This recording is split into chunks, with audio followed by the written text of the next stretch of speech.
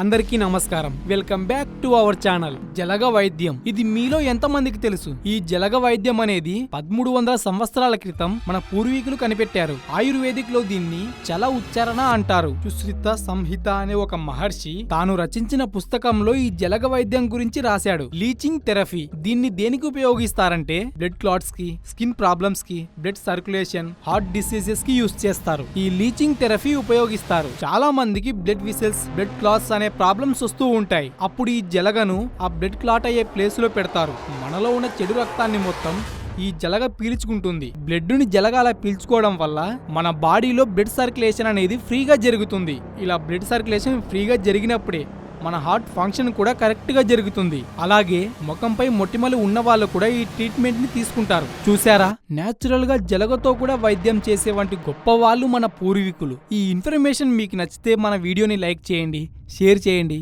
అలాగే మన ఛానల్ని సబ్స్క్రైబ్ చేసుకోండి.